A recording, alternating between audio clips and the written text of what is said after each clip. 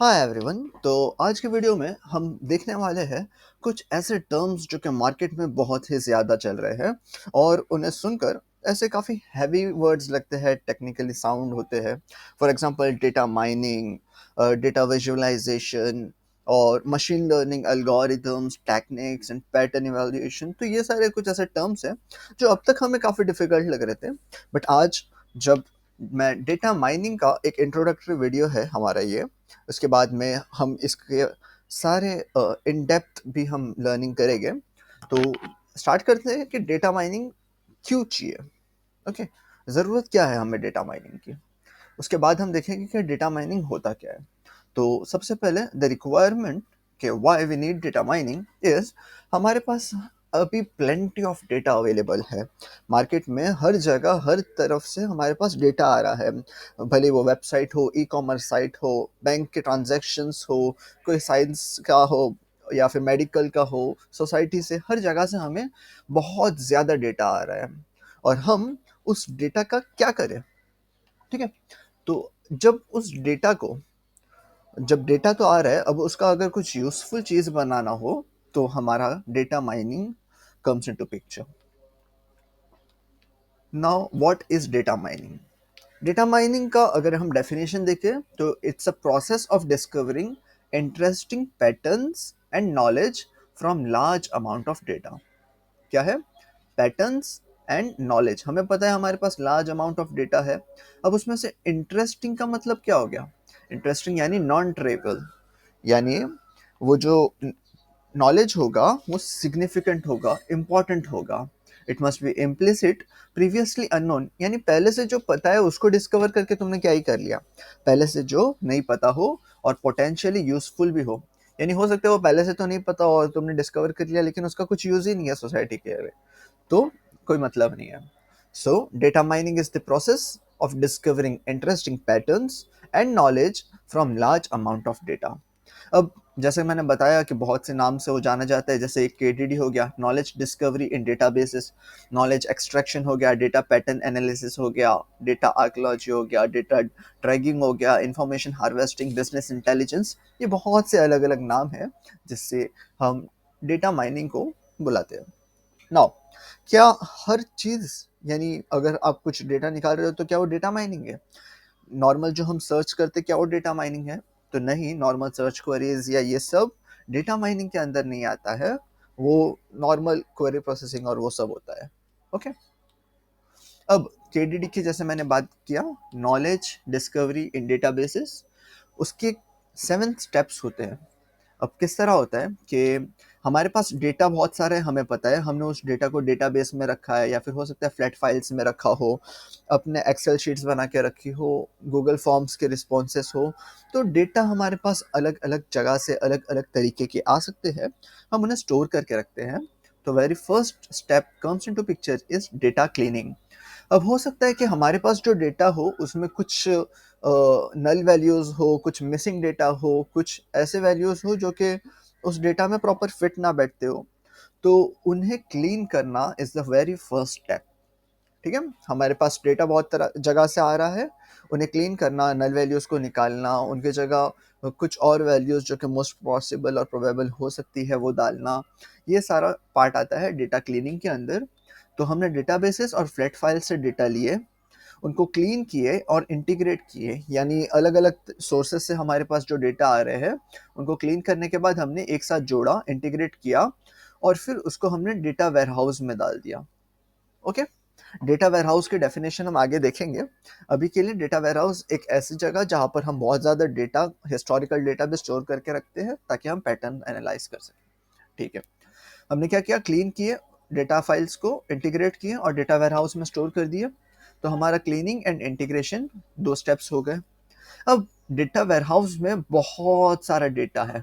ठीक है, अब इसमें से हमारे काम का डेटा क्या है, हम उसको सिलेक्ट करेंगे और फिर उसको हमें किस तरीके का चाहिए उसको उस हिसाब से ट्रांसफॉर्म करेंगे। फॉर एग्जांपल, इसमें डेट करके एक वेरिएबल है और हमारे कुछ क्वांटिटीज है या सेल्स का रिकॉर्ड है। अब हो सकता है डेट का अपना फॉर्मेट कुछ और होगा या फिर कुछ कॉलम्स जिनके वैल्यूज़ को नाम कुछ और दिए बट हमें किसी और तरीके से चाहिए, तो हमें रीनेमिंग करना है या कुछ भी करना है, तो वो ट्रांसफॉर्मेशन के पार्ट में आ जाते हैं। तो हमारे काम का डेटा सिलेक्ट करना, यहाँ देखो डेटा वेयरहाउस कितना बड़ा है, फिर उसमें से हमने अपने काम का थोड़ा-सा डेटा सिलेक्ट किया, जो भी हमारे पैटर्न के लिए ज़रूरी है, और जो इम्पोर्टेंट नहीं था वो वाले पार्ट्स को हमने निकाल दिए, सिर्फ़ हमारे काम की चीज़ को हमने रखा, ठीक है?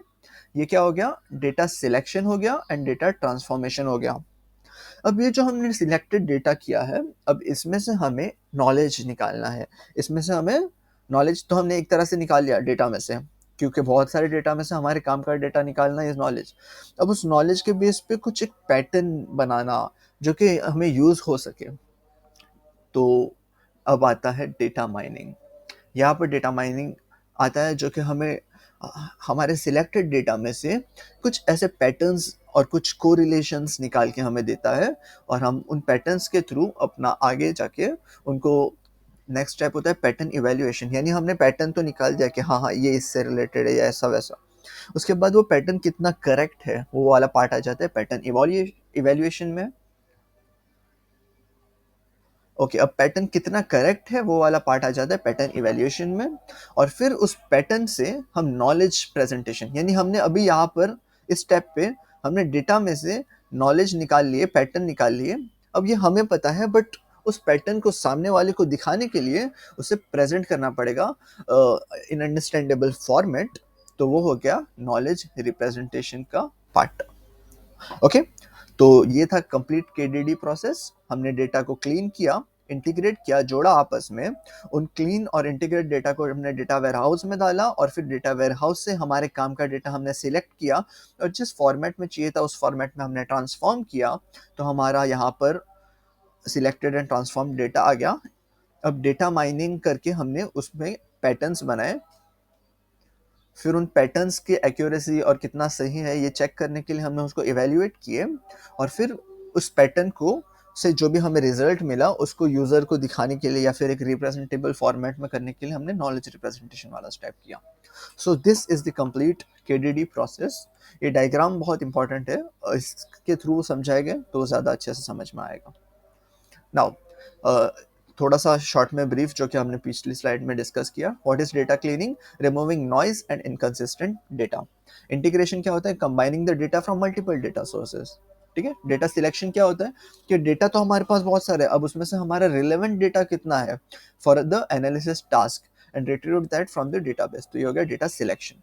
ट्रांसफॉर्मेशन क्या हो गया? Data are transformed and consolidated into forms appropriate for mining by performing summary और एग्रीगेशन ऑपरेशंस। जैसे कि मैंने बताया कि हमें किस तरीके का डेटा चाहिए, किस फॉर्म में चाहिए, वो वाला सारा पार्ट डेटा ट्रांसफॉर्मेशन में आ जाता है।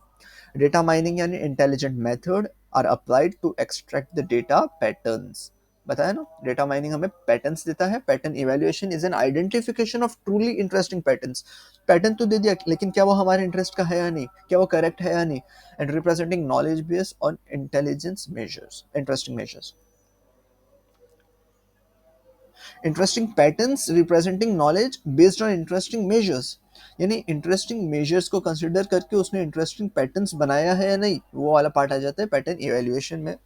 The knowledge representation is a visualisation and knowledge representation technique used to present mined knowledge. हमने नॉलेज तो माइंड कर लिया बट उसे प्रेजेंट करने के लिए हम नॉलेज प्रेजेंटेशन यूज करेंगे। Okay okay?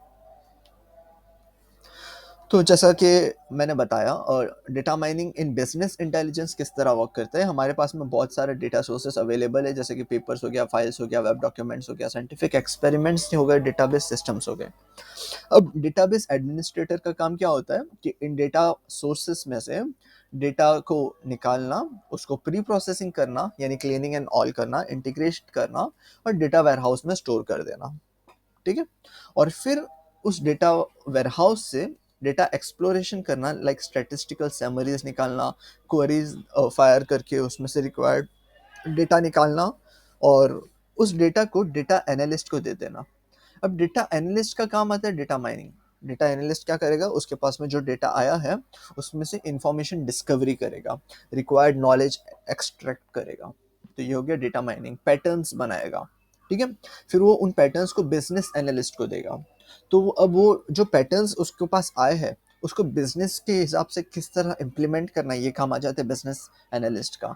जो डेटा प्रेजेंटेशन का हो गया, विजुअलाइजेशन टेक्निक्स हो गए, और फिर ये सारा हम एंड यूजर तक पहुंचाते हैं फॉर डिसीजन मेकिंग। तो ये कंप्लीट फ्लो है, increasing potential to support business decision.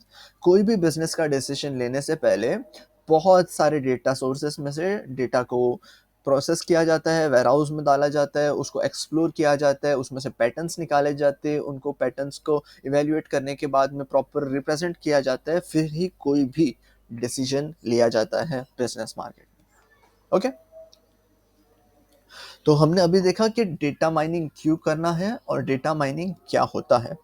Next is a multi dimensional view of data. अभी जो स्लाइड है वो कंप्लीट डेटा माइनिंग का एक ओवरऑल रिप्रेजेंटेशन है कि इसमें क्या क्या होता है। ओके, सो सबसे पहला पॉइंट है कि हमें कौन सा डेटा है जिसको माइन करना है। डेटा माइनिंग है ना, तो very first is data. Data किस तरीके का है? तो it can be database data, extended relational data base हो सकता है, object oriented database, heterogeneous database यानी अलग अलग टाइप्स का। तो डेटाबेस के वैरायटीज हो सकते हैं, डेटा वेयरहाउस हो सकता है, ट्रांजैक्शनल डेटा हो सकते हैं, डेटा स्ट्रीम हो सकता है, स्पेशियो टेम्पोरल और टाइम सीरीज बेस्ड डेटा, तो टेक्स्ट हो सकता है, वेब डेटा हो सकता है, मल्टीमीडिया इमेजेस और वीडियोस हो सकते हैं, ग्राफिकल डेटा हो सकता है, ये लिंक्स हो सकते हैं, इंफॉर्मेशन नेटवर्क्स हो सकता है। तो ये क्या हो गया, डेटा किस किस तरीके के पॉसिबल हो सकते हैं। ठीक है, अब हमें डेटा तो मिल गया, अब उस पे माइनिंग फंक्शंस कौन कौन से टाइप के हो सकते हैं। ठीक है, तो depending upon the data categorisation हो सकता है, discrimination, association, classification, clustering, trends and deviation, outlier analysis, ये सारे क्या हो गए, माइनिंग फंक्शंस हो गए। अभी के लिए ये सारे वर्ड्स थोड़े डिफिकल्ट लग रहे होंगे, बट आगे जब हम जाएंगे तो हम इसको इन डेप्थ देखेंगे तब ज़्यादा समझ में आएगा। मैंने बताया ना, ये कंप्लीट डेटा माइनिंग का एक पूरा मल्टी डायमेंशनल व्यू है कि पूरा क्या होने वाला है। एक तरह से इंट्रोडक्शन में मैं चाहता हूँ कि कुछ ऐसे टर्म्स तो तुम्हारे दिमाग में बैठे कि हाँ ये सब होते हैं, इसमें क्या होता है, कैसा होता है, वो सब हम आगे देख लेंगे। Okay, then descriptive versus predictive data mining, multiple integrated functions and mining at multiple levels. ठीक है, तो हमने क्या किया, डेटा माइनिंग का वेरी फर्स्ट इस डेटा किस तरह का डेटा होएगा, तो वो देखिए हमने database, data warehouse, text, web. फिर हमने कौन से माइनिंग फंक्शंस यूज कर सकते हैं, क्लस्टरिंग, क्लासिफिकेशन, ये सब। उसके बाद में टेक्निक्स टू यूटिलाइज। ठीक है, डेटा इंटेंसिव डेटा वेयरहाउस के ओलैप टेक्निक्स होते हैं, मशीन लर्निंग हो गया, स्टैटिस्टिक्स हो गया, पैटर्न रिकॉग्निशन हो गया, उन्हें विजुअलाइजेशन हो गया, हाई परफॉर्मेंस, ये सारी चीज़ें आ गई टेक्निक्स में। ठीक है, हमने डेटा लिया, डेटा को माइन करने के लिए कौन से फंक्शंस यूज़ किए वो देखे, उनको रिप्रेजेंट करने के लिए और प्रोसेस करने के लिए कौन से टेक्निक्स हो गए वो देखे। और ये सब का एप्लीकेशन क्या होता है, retail, telecommunication, banking, fraud analysis, ये सारे एप्लीकेशंस होते हैं डेटा माइनिंग के। तो ये कंप्लीट ओवरव्यू एक तरह से हो गया डेटा माइनिंग में क्या क्या होता है। Okay, next is what kind of data can be mined. मैंने बताया ना, डेटा माइन करना है हमें, डेटा के बहुत सारे टाइप्स हो सकते हैं। तो वही अब देखते हैं कि किस किस तरह के डेटा हो सकते हैं। ओके, जैसे कि मैंने बताया, डेटाबेस ओरिएंटेड डेटा सेट्स और एप्लीकेशंस, रिलेशनल डेटाबेस हो सकता है, डेटा वेयरहाउस हो सकता है, ट्रांजैक्शनल डेटाबेस हो सकता है, देन डेटा स्ट्रीम्स हो सकता है, time dependent, time series data हो सकता है, and structured data, object relational data, heterogeneous databases, space related यानी geographical location related, multimedia, text database. तो these are the different types of data on which data mining can be applied. Then what kinds of pattern can be mined. मैंने बताया हम क्या कर रहे हैं data mining में, पैटर्न्स। तो पैटर्न्स किस तरह के हो सकते हैं, the very first is generalisation की अगर हम बात करें, तो हम डेटा क्लीन कर रहे हैं, ट्रांसफॉर्म कर रहे हैं, इंटीग्रेट कर रहे हैं, मल्टी डायमेंशनल मॉडल बना रहे हैं। तो एक क्यूब टेक्नोलॉजी होती है, डेटा को क्यूब फॉर्मेट में रिप्रेजेंट कर सकते हैं। मैं आगे के स्लाइड्स में बताऊंगा किस तरह रहता है। और scalable methods for computing and multi dimensional concept आ गया। तो ये एक तरीके का हो गया जनरलाइज्ड समराइज्ड। ठीक है, आगे देखते हैं। मैंने बताया था कि मैं डेटा वेयरहाउस क्या होता है आगे डिस्कस करूंगा। So a proper definition for a data warehouse is it's a subject oriented, यानी एक कोई भी रैंडम डेटा का एक वेयरहाउस नहीं रहेगा। ये किसी पर्टिकुलर सब्जेक्ट का, किसी पर्टिकुलर, जैसे अगर बिजनेस है तो किसी पर्टिकुलर बिजनेस से रिलेटेड या फिर एंटरप्राइज से रिलेटेड डेटा इस डेटा वेयर हाउस में रहेगा। सब्जेक्ट ओरिएंटेड, इंटीग्रेटेड, क्योंकि मल्टीपल सोर्सेज से हमें डेटा आ रहा है, हम उसे इंटीग्रेट करें तो subject oriented, integrated, time variant, बहुत इंपॉर्टेंट। मैंने बताया इसमें हिस्टोरिकल डेटा भी रहेगा, हमें टाइम के साथ में कि इस टाइम पे ये डेटा था, फिर इस टाइम पे ये, और इतने टाइम से ये डेटा है, तो it is time variant, time के साथ चेंज होते जा रहा है। बट नहीं, टाइम वेरिएंट का मतलब बहुत ज़्यादा टाइम स्टैम्प्स के साथ में हमारे पास डेटा रहेगा। एंड नॉन वॉलेटाइल, अब मैं जो पीछे बोला टाइम के साथ चेंज होते जा रहा है, फिर नहीं बोला, उसका रीज़न ये है non volatile. Like data warehouse जो होता है उसमें से मोस्टली हम डेटा रीड करते हैं फॉर पैटर्न इवैल्यूएशन, हम उसको चेंज नहीं कर सकते। ना ही वो डेटा वॉलेटाइल होता है। वॉलेटाइल, नॉन वॉलेटाइल का दो मतलब हो सकता है, एक तो वो डेटा परमानेंटली स्टोर रहेगा, वो उड़ नहीं सकता, टेम्पररी नहीं होता है। Second, which is more precise, is वो डेटा चेंज नहीं हो सकता, मॉडिफाई नहीं हो सकता। ठीक है। So data warehouse is a subject oriented, integrated, time variant and non volatile collection of data in support of management's decision making process। ठीक है। कोई भी डिसीजन लेना है तो उसके लिए हमें डेटा जहाँ से लेना होता है वहाँ उस डेटा को डेटा वेयरहाउस में स्टोर करते हैं, which is subject oriented, integrated, time variant and non volatile. हो गया clear what is data warehouse? Okay, now operations, OLTP and OLAP, online analytical processing, online transaction processing, OLTP। ठीक है। अब OLTP के users जो होते हैं वो या तो क्लर्क होते हैं या तो आईटी प्रोफेशनल्स होते हैं। हाउएवर ओलैप में नॉलेज वर्कर्स वर्क करते हैं, मोस्टली डीबीएस एंड जिनको बहुत ज़्यादा डेटाबेस का और वेयरहाउस पे किस तरह के ऑपरेशंस परफॉर्म करने हैं उनका नॉलेज होता है। ओके। देन फंक्शन क्या होते हैं? OLTP का है डे टू डे ऑपरेशंस, जैसे कि जो भी ट्रांजैक्शंस रोज हो रहे हैं या फिर जो भी है डे टू डे बेसिस पे वो डेटाबेस में अपडेट करते रहते हैं, ये सारे फंक्शंस OLTP के हैं। However OLAP is for decision supports, कोई भी डिसीजन लेना होता है तब हम OLAP को यूज करते हैं। डेटाबेस डिजाइन की अगर हम बात करें तो it is application oriented, however this is subject oriented. ठीक है। डेटा की बात करें तो ये करंट डेटा इसमें रहता है, OLTP में अप टू डेट रहता है, डिटेल्ड रहता है और फ्लैट रिलेशनल या आइसोलेटेड रहता है। हाउएवर जैसे मैंने बताया ओलैप के लिए डेटा वेयरहाउस यूज होता है तो हिस्टोरिकल डेटा रहता है, समराइज्ड रहता है, मल्टी डायमेंशनल रहता है, integrated from many sources, consolidated. ये आइसोलेटेड, ये इंटीग्रेटेड एंड कंसोलिडेटेड। ठीक है। यूसेज की बात करें तो ये रिपीटेटिव यानी कई बार यूज हो सकता है क्योंकि डे टू डे बेसिस पे हम ऑपरेशंस परफॉर्म करते हैं। हाउएवर ये एडहॉक होता है। देन एक्सेस की बात करें तो हम इसमें रीड भी कर सकते हैं, राइट भी कर सकते हैं, इंडेक्स हैश ऑन प्राइमरी की भी हो सकता है। हाउएवर ओलैप में सिर्फ हम रीड कर सकते हैं, मल्टीपल स्कैन्स कर सकते हैं, writing modification is not allowed. Okay. Unit of work ये शॉर्ट होता है, सिंपल ट्रांजैक्शंस के लिए होता है। हाउएवर ओलैप कॉम्प्लेक्स क्वेरीज के लिए, क्योंकि ऑब्वियस है हम डेटा एक तरह से डिसीजन लेने के लिए हम इस डेटा का यूज़ करें तो कॉम्प्लेक्स क्वेरीज यूज़ होगा। देन कितने रिकॉर्ड्स एक्सेस करते हैं हम मोस्टली OLTP में, अगर टेंस ऑफ रिकॉर्ड्स कर रहे, हंड्रेड्स कर रहे ज़्यादा से ज़्यादा। हाउएवर ओलैप के अंदर millions and billions of records are accessed. ठीक है। मैंने बताया ना लॉट्स ऑफ स्कैन्स, बड़ा डेटा। अब यूज़र क्या हो सकते हैं, इसके थाउजेंड्स ऑफ यूज़र्स हो सकते हैं, बट यहाँ पे यूज़र्स कम होते हैं। क्यों? क्योंकि हर कोई नहीं कर सकता है ना, और हर किसी के लिए है भी नहीं है हंड्रेड्स ऑफ यूज़र्स। अब डेटाबेस की अगर साइज देखें तो ये 100 MB टू GB तक जा सकता है। हाउएवर ओलैप में डेटा वेयरहाउस होता है, हिस्टोरिकल डेटा होता है, तो 100 GB टू TB तक जा सकता है, टेराबाइट्स तक डेटा हो सकता है। ओके। मैट्रिक्स की बात करें तो ट्रांजैक्शन थ्रूपुट और यहाँ पे क्वेरी थ्रूपुट और रिस्पॉन्स होता है। तो एक तरह से अगर हम इन शॉर्ट देखें तो OLTP is for data basis, OLAP is for data warehouse. अब इस बेसिस पे समझ जाए कि डेटाबेस में कम डेटा होता है, डेटा वेयरहाउस में ज़्यादा डेटा होता है, तो फिर रिकॉर्ड ज़्यादा होएगा, कॉम्प्लेक्स क्वेरीज होएगा, लॉट्स ऑफ स्कैन्स होएगा, हिस्टोरिकल डेटा रहेगा। ठीक है। This was OLTP versus OLAP। Then मैंने बताया था ना cube representation of data possible है, मल्टी डायमेंशनल डेटा। तो एक इससे अच्छा रिप्रेजेंटेशन है ये वाली स्लाइड में। अब ये डेटा कैसा है कि हमारे पास में यहाँ पर प्रोडक्ट्स अवेलेबल है और उनको सेल जो किए थे उसके डेट्स अवेलेबल है और किन कंट्रीज में सेल किए थे वो कंट्रीज का भी हमें डेटा अवेलेबल है। ठीक है, तो प्रोडक्ट्स क्या है, जैसे वीसीआरस हो गए, पीसीस हो गए, टीवीज हो गए। डेट को हमने ईयर को 4 क्वार्टर्स में क्वार्टर 1 2 3 4 डिवाइड कर लिया है। और कंट्रीज की अगर हम बात करें तो हमारे पास यूएसए, कनाडा, मेक्सिको है।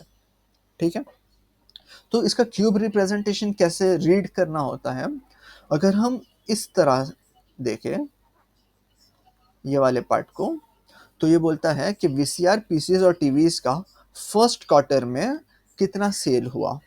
अब अगर ये वाला क्यूब मैं ले रहा हूँ तो this cube is for USA.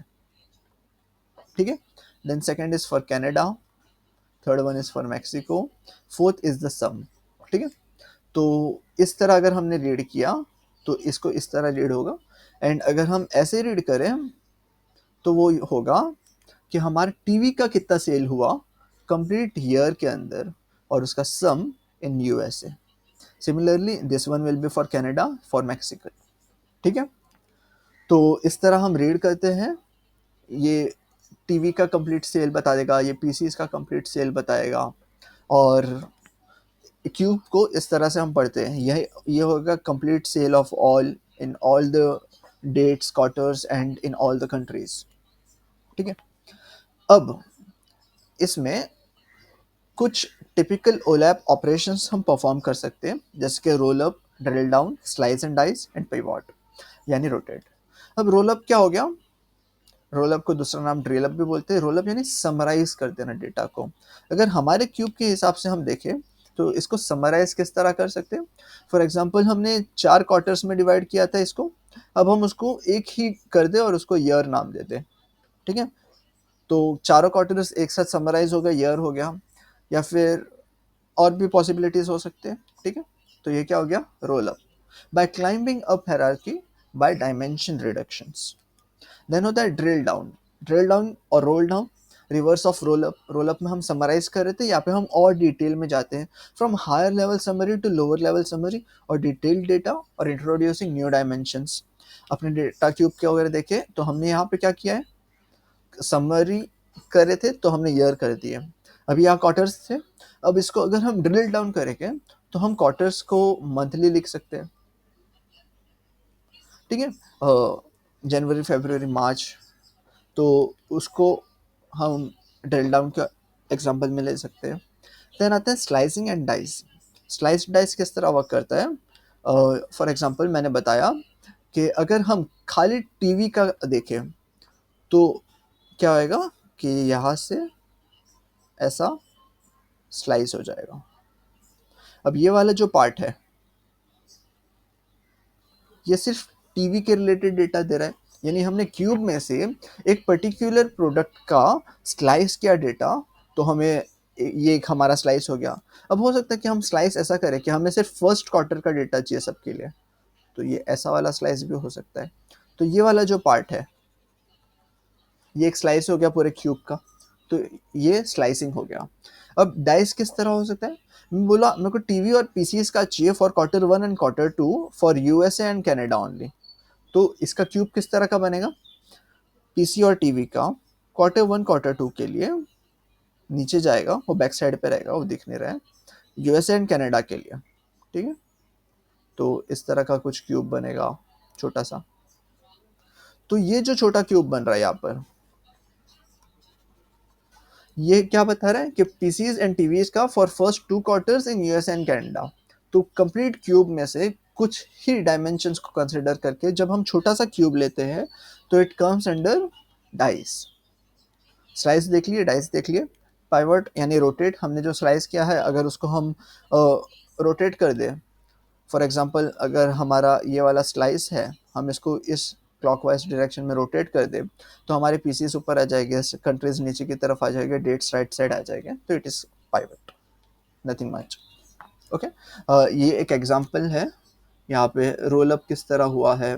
Then drill down जैसे कि मैंने बताया हमने मंथ्स में कर दिया, देखो जैन फेब मार्च। और स्लाइस, हमारा क्यूबिक का हमने एक स्लाइस ले लिया, ठीक है, वैसे ही बड़े क्यूब में से हमने छोटा सा क्यूब निकाल दिया, तो ये डाइस हो गया। तो ये सारे टिपिकल ओलैप ऑपरेशंस हो गए।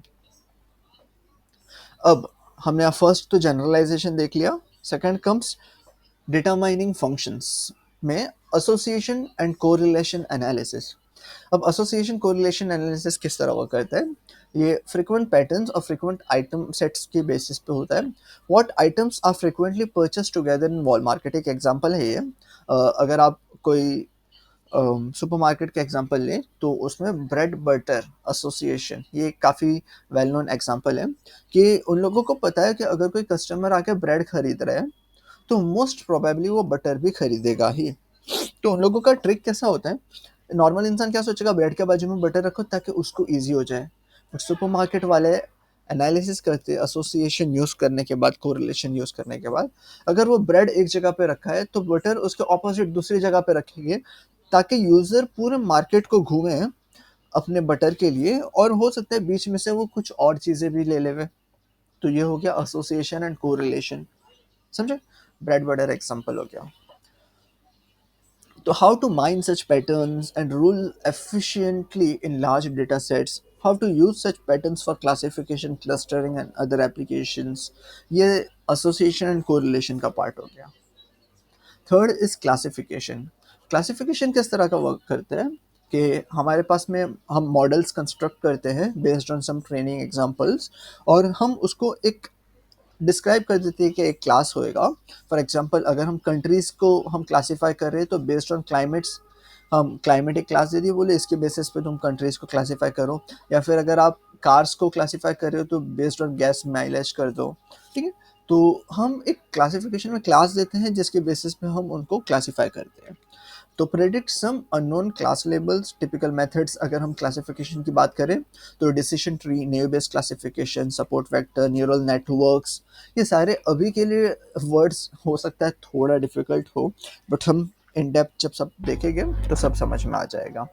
Now comes typical applications, credit card fraud detection में, डायरेक्ट मार्केटिंग में, classifying stars, diseases, web pages, इन सब में क्लासिफिकेशन फंक्शन यूज होता है। Next is cluster analysis. अब इससे पहले वाला जो था हमारा सुपरवाइज्ड था क्योंकि हमारे पास में क्लासेस अवेलेबल थे। यहाँ पे हमारे पास क्लासेस अवेलेबल नहीं होते, क्लास लेबल इज अननोन, तो वो अनसुपरवाइज्ड लर्निंग में आ जाता है। क्लस्टर एनालिसिस वो सिमिलर टाइप ऑफ कैटेगरीज के डेटास को एक तरफ रखता है। फॉर एग्जांपल हमारे पास बहुत सारा डेटा है और यहाँ पे कुछ सिमिलर डेटा है, तो वो उसको एक क्लस्टर में ले लिया, तो ये क्लस्टर एनालिसिस में आ जाता है, ठीक है। Then outlier analysis. अब आउटलायर क्या होता है कि a data object that doesn't comply with the general behaviour of data. For example अगर मैंने एक डेटा कलेक्ट किया है जिसमें मेरे पास एक एज एट्रीब्यूट है और उसमें किसी ने -1 रखा है या फिर 0 रखा है या नेगेटिव में है, तो मेरे को समझ जाएगा कि एज या नेगेटिव कैसे हो सकता है, तो ये एक आउटलायर जैसा हो गया। देन अगर मैं किसी इंडस्ट्री की बात करूं और उसमें मैंने मल्टीपल लोगों का डेटा स्टोर करके रखा है कि भाई डेटाबेस एडमिनिस्ट्रेटर का डीबीएस की इतनी इतनी सैलरी होती। अब अगर मैं किसी इंडस्ट्री की बात करूं तो मैंने उसमें मल्टीपल लोगों के सैलरी स्टोर करके रखे। फॉर एग्जांपल मैंने डीबीएस के कितनी सैलरीज होती है वो स्टोर करके रखी है। तो अब सबकी आ रही है 5 लाख, 6 लाख, 5 लाख, 4 लाख, और किसी की आ रही है 50 लाख। तो एक तरह से ये एक्सेप्शन जैसा हो जाता है, नॉइज और एक्सेप्शन। बट ज़रूरी नहीं है कि हर आउटलायर नॉइज ही हो। एक कोट है, one persons garbage could be another persons treasure. तो हो सकता है कि वो आपके एनालिसिस के लिए इम्पोर्टेंट भी हो, तो हर किसी को ऐसे नॉइस नहीं बोल सकते हैं। आउटलायर्स को एनालाइज करना भी बहुत इंपॉर्टेंट होता है। It is used in fraud detection etcetera. So हमने देख लिया कि किस तरह के पैटर्न्स को हमें माइन करना है, किस तरह के डेटा से उन पैटर्न्स को माइन करना है। अब उन्हें माइन करने के लिए हम कौन से टेक्नोलॉजीज यूज़ हो सकते हैं। तो ओके, तो टेक्नोलॉजीज की बात करें तो machine learning, pattern recognition, statistics, visualisation, high performance computing, database technologies, algorithms and applications, all these are the technologies used for data mining. अब एक सवाल ये आता है क्यों इतने सारे मल्टीपल डिसिप्लिन्स के हमें टेक्नोलॉजीज यूज करना पड़ रहा है, like machine learning, patterns, visualisations, क्यों इतना सब डेटाबेस ये वो। तो देखो, क्या है कि हमारे पास डेटा इतना ज़्यादा है कि हमें इन डेटा के लिए ऐसा एल्गोरिदम बनाना है जो कि हाईली स्केलेबल हो। यानी ऐसा नहीं हो कि छोटे से डेटा के लिए तो प्रॉपर वर्क करे, वही अगर टेराबाइट्स ऑफ डेटा हम दे दिए तो वो क्रैश हो जा रहा है, नहीं। स्केलेबिलिटी हमारा एक फैक्टर हो गया। High dimensionality of data, like micro arrays के इतने ज़्यादा डायमेंशंस होते हैं, थाउजेंड्स ऑफ डायमेंशंस, तो उसको प्रोसेस करने के लिए उतनी ही हाई हमें टेक्नोलॉजीज की ज़रूरत होगी। देन कॉम्प्लेक्सिटी ऑफ डेटा, यानी डेटा स्ट्रीम्स और सेंसर से इतना ज़्यादा डेटा आ रहा है, कंप्लीट कंटिन्यूस फ्लो है, टाइम सीरीज डेटा है, स्ट्रक्चर्ड डेटा है, डिफरेंट काइंड्स ऑफ डेटाज है, तो उसके हिसाब से हमें पूरा अपना एल्गोरिदम या मॉडल को बनाना है इसके लिए। देन सोफिस्टिकेटेड एप्लीकेशंस चाहिए रहते हैं इस हिसाब से, यानी हमारे रिक्वायरमेंट्स ही इतने हैं और फैक्टर्स इतने हैं जिसकी वजह से इतने मल्टीपल हमें डिसिप्लिन्स के टेक्नोलॉजीज को यूज़ करना पड़ रहा है। Next is kinds of applications which are targeted, यानी हमने देखा कि हम डेटा कैसे कहाँ से लेके उस पे पैटर्न्स किस किस तरीके से निकाल सकते हैं, देन कौन से टेक्नोलॉजीज यूज़ करेंगे।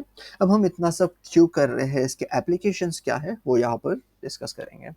एप्लीकेशंस में the very first is web page analysis. जब भी हम गूगल पे कुछ भी टाइप करते हैं तो वो हमें मोस्ट रिलेवेंट सर्च टॉप पे देता है, जिसको ज़्यादा हिट्स मिले होते हैं या फिर हमारे क्वेरी से जो ज़्यादा रिलेवेंट है, तो इसके लिए वो कुछ क्लासिफिकेशन क्लस्टरिंग करता है, तो ये एक डेटा माइनिंग का एप्लीकेशन हो गया। देन रिकमेंडर सिस्टम हो गया, collaborative analysis recommendator system. And then basket analysis, जैसे कि मैंने सुपरमार्केट की एक एग्जांपल लिया था। और बायोलॉजिकल और मेडिकल डेटा पे भी हम डेटा माइनिंग ऑपरेशंस यूज़ करते हैं, जिसके कैंसर प्रिडिक्शन एंड और भी बहुत से एप्लीकेशंस हैं। देन ऐसे बहुत ज़्यादा वैरायटी ऑफ एप्लीकेशंस हैं मार्केट में। These are few which we listed. Next is major issues in data mining. अब इश्यूज किस तरह के हो सकते हैं, द वेरी फर्स्ट इज, देखो हमारा डेटा क्योंकि मल्टीपल सोर्सेज से आ रहा है तो उसमें नॉइस हो सकता है, अनसर्टेनिटी हो सकता है, इनकम्प्लीट डेटा हो सकता है। तो handling this and data mining में इंटरडिसिप्लिनरी एफर्ट्स, देन नॉलेज में मल्टी डायमेंशनल स्पेस हो गया। मैंने बताया डेटा बहुत ज़्यादा डिफरेंट टाइप्स में है, पैटर्न इवेल्युएशन करना, पैटर्न्स रिकग्नाइज करना, ठीक है। तो ये सब माइनिंग मैथडोलॉजीज में आ गया इश्यूज में। यूज़र इंटरेक्शन की अगर बात करें तो हमें उसको इंटरेक्टिव बनाना है, उसको देन प्रॉपर रिप्रेजेंट करना है, ये सारा यूज़र इंटरेक्शन में आ गया। नेक्स्ट एफिशिएंट और स्केलेबल होना चाहिए, यानी ऐसा नहीं होना चाहिए कि हमारे छोटे डेटा के लिए तो कर रहा है, बड़ा डेटा आया और वो क्रैश हो गया। Parallel distributed streams and incremental mining methods होना चाहिए। ओके, तो डाइवर्सिटी ऑफ डेटा की मैंने बात किया कि इतने सारे टाइप ऑफ डेटा है, तो कॉम्प्लेक्स डेटा को भी हैंडल करना चाहिए, network, mining dynamic, these are the major issues. Society की अगर बात करें तो हम सोसाइटी का डेटा यूज़ कर रहे हैं तो वहाँ प्राइवेसी का पॉइंट आ जाता है, सोसाइटल इम्पैक्ट्स आ जाते हैं, इनविजिबल डेटा माइनिंग, उन्हें दिख नहीं रहा है बट हम उनके डेटा को यूज़ करके सजेशंस देना एंड ऑल, तो ये सारे फैक्टर्स भी एक आ जाते हैं। Now, these are some conference papers and journals on data mining, which will be very helpful if someone is doing a post graduation or some masters or something related to this data mining part. तो ये काफ़ी अच्छे हैं journals and conference papers, बहुत ज़्यादा सीखने मिलता है इससे। दैन फ्यू रेफरेंस पेपर्स कहाँ मिलेंगे, एंड मशीन लर्निंग के, वेब एंड एआईआर के, विजुअलाइजेशन के, these are the list. Screenshot लेके आप गूगल कर सकते हो इन्हें। ओके, तो आज के वीडियो में, आज के सेशन में हमने क्या क्या पढ़ा उसको एक बार समराइज करते हैं। हमने पढ़ा डेटा माइनिंग क्या होता है। It's a discovering interesting patterns and knowledge from massive amount of data. Interesting यानी non trivial, implicit, previously unknown and potentially useful. Natural evolution of database technologies, कैसे database technology, different kinds of databases, then data warehouse. Then हमने पढ़ा KDD process क्या होता है, उसमें हमने integration, selection, transformation, data mining, pattern evaluation, ये सब पढ़ा। Then mining can be perform in variety of data, हमने कितने डिफरेंट वैरायटीज़ है डेटा के वो देखिए। माइनिंग फंक्शनैलिटीज़ देखिए हमने, जैसे characterization, clustering, classification, association, trend analysis, outlier analysis, ठीक है। उसके बाद हमने क्या क्या इश्यूज फेस होते हैं ये देखा। So this was the summary of this complete video. ये समरी एक और क्वेश्चंस के अगर ये कुछ रिकमेंडेड रेफरेंस बुक्स हैं, काफ़ी वेल नोन है और काफ़ी नॉलेजेबल है, इसे रेफ़र करें अगर टाइम हो तो। देन अगर हम क्वेश्चंस निकालने जाएँ आज के इस कंप्लीट सेशन में से, तो explain data mining with an example. What is data mining? Process of discovering interesting patterns and knowledge. Interesting यानी significant, important या non-trivial होना चाहिए. Implicit यानी complete होना चाहिए. Previously unknown होना चाहिए and potentially useful होना चाहिए.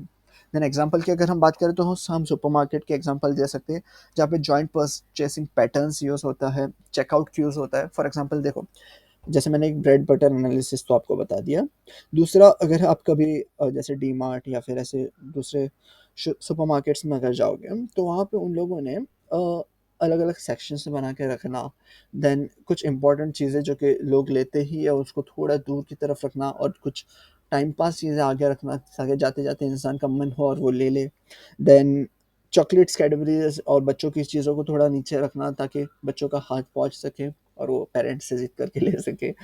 और अगर आप देखें जो बिलिंग काउंटर होता है तो एंट्रेंस के पास नहीं होता है, एग्जिट के पास होता है ताकि पूरा जो सुपरमार्केट है इंसान घूम के कुछ ना कुछ तो ले ही ले.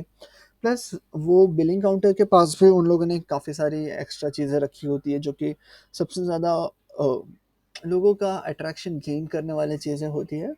तो ऐसा होता है कि वहाँ बिलिंग करते करते भी इंसान कुछ ना कुछ चीज़ें खरीद लेता है. So this is one of the example. Now, with the help of suitable diagram, explain the process of KDD. हमने डेटा माइनिंग देख लिया. KDD का वो मैंने बताया था डायग्राम काफ़ी इंपॉर्टेंट है. उसमें हमें क्या करना है, cleaning, integration, selection, transformation, mining, pattern evaluation and all.